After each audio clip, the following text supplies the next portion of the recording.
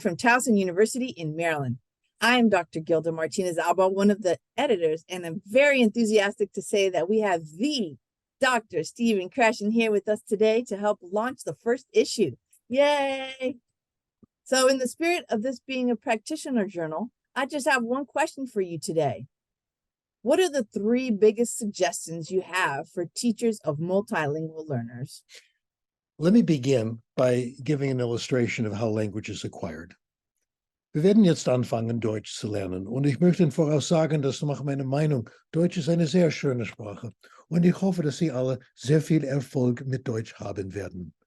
If you didn't get very much from that, that makes sense. The second demonstration will explain more. And I'm sorry to say this, but you've got to look at me while I do this, all right? Das ist mein Kopf. Kopf, verstehen Sie das? Kopf, gut. Und hier sind meine Augen. Ich habe zwei Augen, 1, 2. Und hier sind meine Ohren. Ich habe zwei Ohren, 1, 2. Und hier sind meine Zigaretten. Meine Zigaretten. Ich habe keine Zigaretten. Ich habe keine Zigaretten sind nicht gut. If you understood lesson number 2, not every word, but more or less, I did everything necessary to teach you German.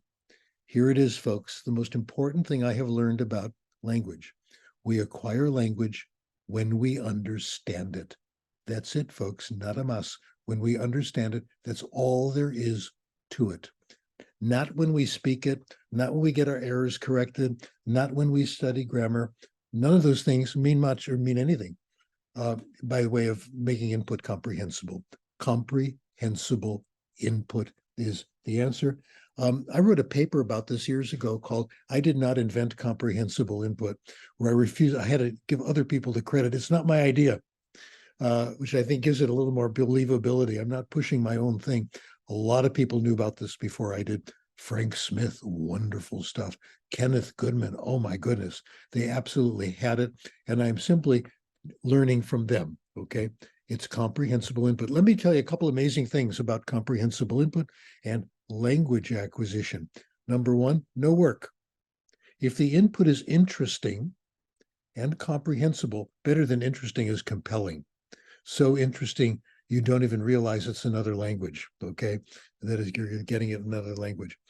When that happens, you must acquire. If you get a lot of input and there's some stuff in it you haven't acquired, you are going to acquire, whether you want to or not. Language acquisition is involuntary. Chomsky says it's a mental organ, the language acquisition device. It's kind of like the visual system. You open your eyes, there's light, you see. You don't decide to see, it doesn't take any work, it's automatic. We are made to acquire language. We have two ways of getting better in language. You can acquire language, which is what I hope I just demonstrated in the second lesson.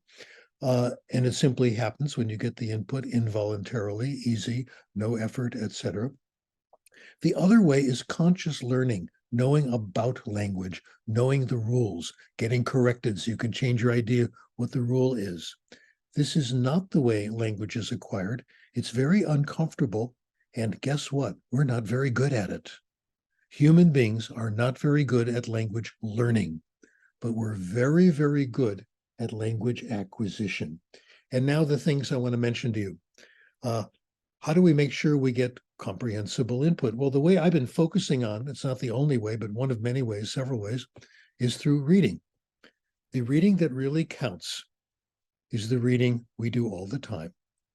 Reading that we do voluntarily, that we want to read, we're actually interested in what we're reading, okay? When we do lots of free voluntary reading, reading that we like, first of all, three things happen, the three benefits. We get language and we get literacy. That means our vocabulary grows, our spelling grows, our grammar grows, our writing grows, all those things. The second thing, oh, by the way, there's lots of research on this, and I'm going to show you my book and then say a surprising thing about it. This is like my book, okay, from 2004, Power of Reading, and I do recommend it. It's got all the research in it, lots of stories. I don't think you should buy it. It's too damn expensive. They're charging like $29 for this new And guess how much used? $29. Okay.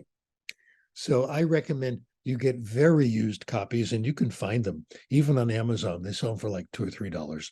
So I recommend you do that. Nobody can afford books these days. I can't, you can't, nobody. So why play their game? So that's where the research is. That's where you find it. There's lots of it coming out all the time, never ending. The second thing you get, knowledge. Reading makes you smarter, gives you much, much more information, a tremendous amount. The best article on this, which changed everything for me, was an article by Stanovich and Cunningham. Came out in 1993. People who read more know more. They took these first 2-year college students and gave them a wide variety of tests in English, subject, history, science, geography, all this stuff. And they asked them about their reading habits. How familiar are you with Maya Angelou? Do you read this magazine, that magazine? Do you read that paper?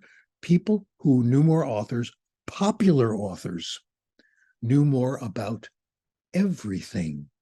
Here's the best part, and you better sit down a little while until I tell you this. It's so exciting. You learn more from reading novels than from study.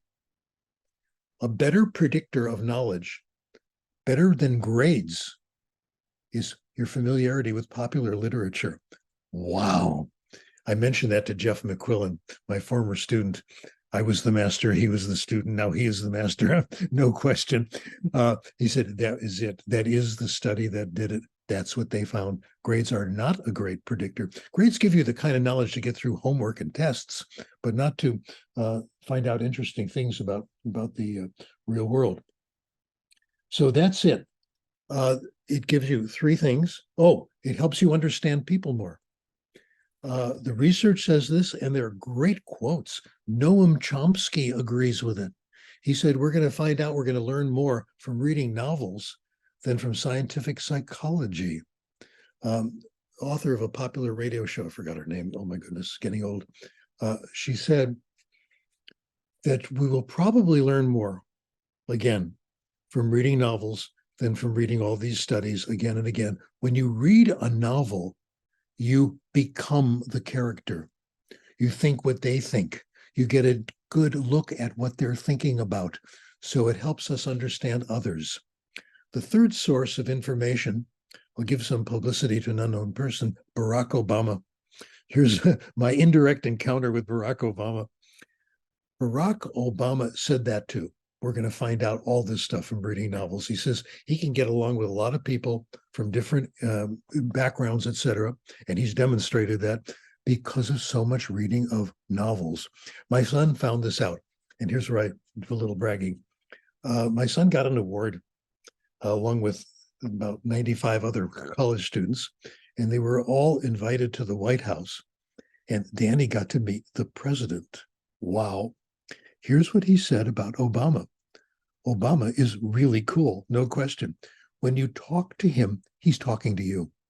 He's looking you in the eye. He's paying attention to what you say, and he takes interest in what you say. This is from reading fiction. All this stuff from fiction, okay? Okay, that's about reading. Let me put in a couple of minutes about writing and balance it off. And I'm going to begin by quoting the world's favorite mathematician, Poincaré. You know all about him, right? Anyway, math freaks like me know all about Poincaré. My son is a mathematician. He's the real Dr. Krashen, let me tell you. When I grow up, I want to be like him. Oh my goodness. Anyway, Poincaré talked about his own process in writing. He says when he gets stuck writing, when he's writing math or writing in science, he gets up from the table, takes a break, and does something mindless. When he goes back to his writing, which isn't very long, a minute or two, the log jam has broken up. When you get a writer's block, it's good news. It means you're about to learn something new that you need to know. Take a break, do something mindless, and then the answer will begin to come. This is how I tell people what I do when I'm in hotel rooms.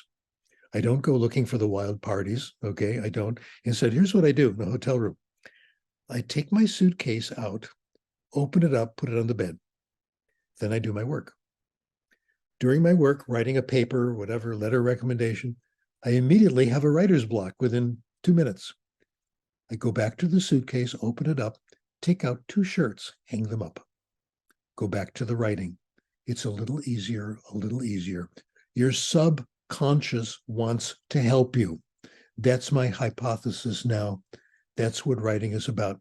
I'm not into the writing bot programs and all that. Better than that, revise. That's where you're going to get new ideas instead of doing these automatic things where, it churns out, check text that looks like it's good writing, but it's not going to give you anything new. You're going to get new by revising. So my answer to the questions, what would I tell people? Yes, reading makes you smarter, gives you all kinds of information in many, many different areas. And you can refine all this and get smarter and get new ideas in trying to write, getting stuck and taking short breaks, letting your subconscious mind hope for you. That was excellent. That was excellent. No, I really appreciate your always positivity. I know I usually vacuum or clean something in the house. That's how I get past my block time and then Isn't that interesting? Yeah. Yes. Well, thank you so much. And we look forward to seeing your future work.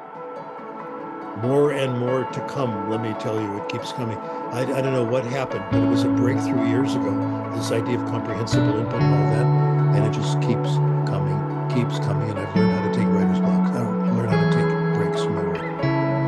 Well, thank you again. My pleasure.